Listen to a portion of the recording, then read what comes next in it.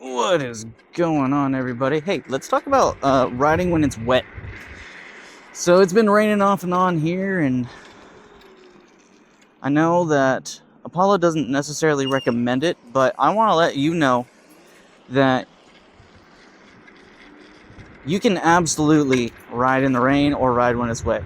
It all comes down to taking care of your scooter. So there's a few spots on your scooter that you want to look out for where water can seep in. Different on each model of scooter, but you just have to know where to look out. The access port for your battery, your charging ports, and wherever your cabling is routed through. So for me, the cable routes right through the front, which is real inconvenient, but as long as you use the proper material, you can absolutely get that waterproofed and prevent water from seeping in. When you open up the internals of your scooter, if you've ever done it or plan to, it's actually built very well. The controller and the battery specifically are built well enough to withstand water from getting in. But the LED controller on this one, that one got water in it and that one shorted on me. But I got a better module and I waterproofed it, so that's not an issue. As long as you know your scooter, you take care of your scooter, you prep it, you can absolutely ride in the rain. Now, right now it's not raining, it's been raining, but there's water on the ground. So let's talk about how to safely ride in the rain. Slow it down a little bit. I know we want to go fast all the time, but the same rules apply in a car, just they're magnified when you're on two wheels, especially on a scooter. So one thing that you're going to want to do is, like I said, slow it down. Make sure you have enough room to react to things in a smooth manner. You don't want to make jumpy movements. You don't want to make quick movements, because that is how you can fall and slip out. Also, first 15 minutes after it rains are always the worst, especially after a long stretch of dry ground, because when that happens, all those oils, they make their way up to the surface. So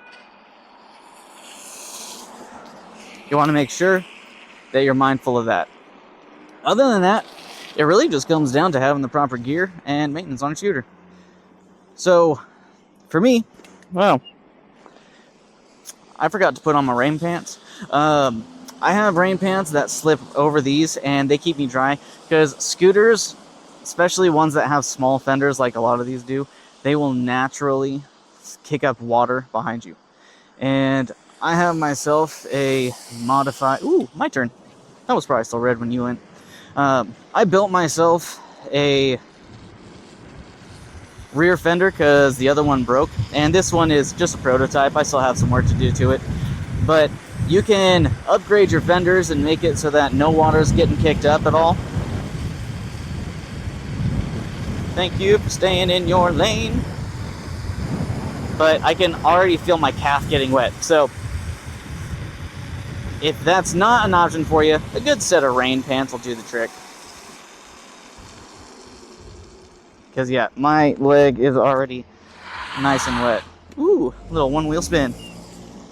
Get it. Yeah, that's gonna be fun. The other thing is your gear. You want to make sure that you have good rain gear. So the jacket that I'm wearing has a built-in waterproof liner, so I don't have to worry about my chest getting wet. And my backpack actually comes with a rain fly, which is so convenient because it just hooks up in there real nice and keeps me nice and dry. So it is absolutely possible for you to safely ride in the rain. When you're done riding in the rain, just take a washcloth or a towel, or whatever you have, and dry off your scooter. Don't let water sit on it. That's where you have issues, where water starts seeping into places where you don't want it to be. This is something that I say when you're riding, no matter the conditions, but especially when it's raining. You want to avoid any of the utility covers. So this is sewer drains, grates, access covers for water, electrical, whatever it is, avoid those, because if you don't, it's a real easy way to slip. You also want to look out for loose gravel and take your corners a little bit slower. As long as you're in a good neutral body position for the most part, and when you're going down faster roadways, as long as you stabilize yourself and get down low, shouldn't have any issues.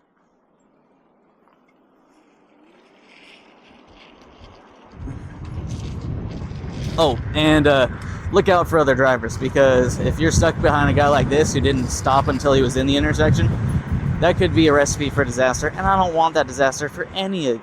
I want us to have fun when we're riding. I want us to be safe when we're riding. I want us to make good choices when we ride.